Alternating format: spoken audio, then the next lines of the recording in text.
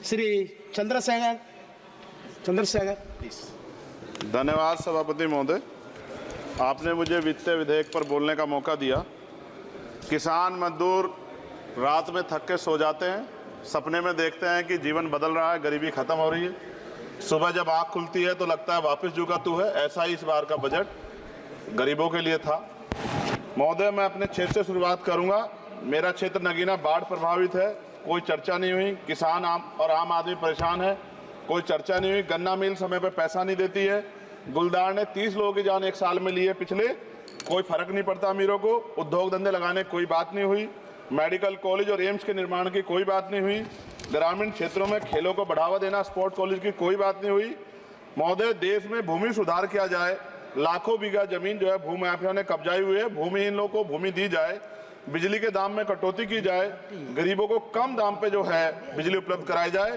ठेकेदारी प्रथा, संविदा, लेटर एंट्री खत्म की जाए, पक्की नौकरी दी जाए। निजीकरण की वजह से सरकारी नौकरियां लगभग खत्म हो गई हैं। मेरी मांग है, और मैंने निजी विधेयक भी पेश किया था, कि निजी क्षेत्रों में SC ST की OBC के लोगों को आरक्षण की व्यवस्था कराई जाए और पुरानी पेंशन बहाल की जाए।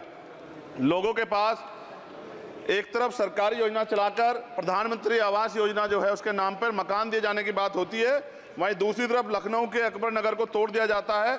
नवी मुंबई में के खार घर में What is his name? Patil. Patil is not Shankar. No, this is the caste. की जा This is Kashmir, Chandrasekhar. No, this Patil. Mike नहीं है सर, This one, बंद कर रहे हो sir? independent. This is independent. आ गया। धन्यवाद। हमारे लोग सर आर्थिक रूप से बड़े कमजोर हैं और 2 अप्रैल 2018 के मुकदमों के लिए कई बार सरकार से बात हुई, वापस नहीं हुई। उनको वापस करा जाए। भीमा को वकीलों को बहुत पैसे लगते हैं सर। भीमा कोरे गांव में 3000 लोगों पे मुकदमे हुए थे महाराष्ट्र में, वो वापस नहीं हुए। पुणे में दीक्षा भूमि जो हमारा गौरव है, उसका वहाँ पार्किंग बना के उसको अपमानित किया जा रहा है, इसको बंद कराया जाए। पेट्रोल पंप के जो डीलर्स मार्जिन है वो 2017 से नहीं बढ़ा सर, इसका असर ग्राहकों पे पड़ता है। इसका असर जो है पेट्रोल पंप के नेटवर्क सुचारू रूप से चलाने पे पड़ता है।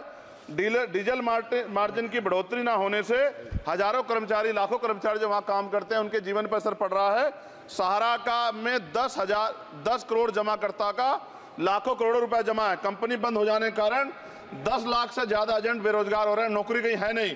भुगतान ना होने के कारण जमाकर्ताओं के द्वारा एजेंट पर जबरदस्ती भुगतान कराने का दबाव बनाया जा रहा है, जिसके कारण 5000 से ज्यादा एजेंटों ने आत्महत्या कर ली है। सभापति महोदय, उत्तर प्रदेश देश का सबसे बड़ा सूबा है, उसको इस बजट में कुछ नहीं मिला और बहुत सारे मेंबर, 80 के लगभग हम मेंबर जो है उत्तर प्रदेश जीत के आए, ना के बराबर मिला। यूपी में 25 करोड़ से ज्यादा आबादी है उत्तर प्रदेश के अंदर, 5 किलो राशन सरकार दे रही है, लेकिन जीवन जीने के लिए काफी नहीं है। और भी बुनियादी सुविधाओं की जरूरत पड़ती है। अगर इज्जत की जिंदगी चाहिए, उसके लिए सरकार के पास कोई उपाय नहीं है।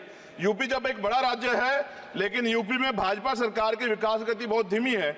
हमारी सरकार से, केंद्र की सरकार से मांग है, हमें यूपी की सरकार की चिंता नहीं है, लेकिन यूपी की जनता की चिंता है। मैं मांग करता हूं कि यूपी को 4 भागों में विभाजित किया जाए। डॉक्टर बाबा साहब अम्बेडकर ने कहा था 1995 में, उनकी बुक है थॉट्स ऑफ लिंग्विस्टिक स्टेट, किताब में कहा था राज्य जितना छोटा होगा, राज्य की प्रगति उतनी होगी, जनता को रोजगार मिलेगा और जनता का जीवन संपन्न होगा। मोदी, एक बात मुझे आपसे कहनी है, आपने भी ये विषय उठाया था जब आप अपनी बात रख रहे थे, किया गया सुप्रीम कोर्ट के जरिए।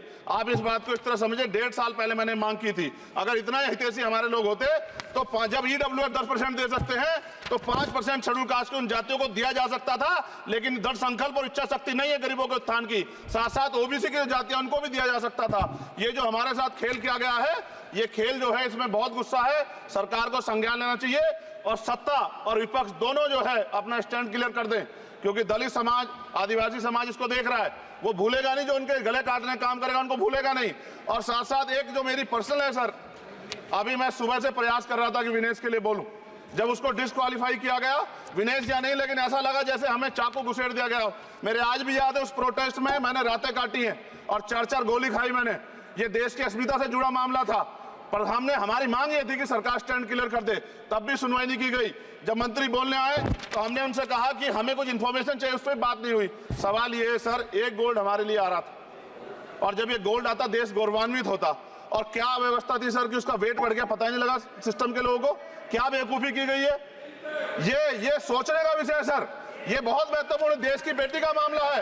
ये हरियाणा की बेटी नहीं है सर, वो एक जात की बेटी नहीं है, वो हमारी बहन है, देश की बेटी है। और आपने क्या किया हरियाणा के साथ? आपने हरियाणा का बजट कम किया, जबकि सबसे ज्यादा मेडल हरियाणा लेके आता है। ये गलत है सर, ये धोखा है।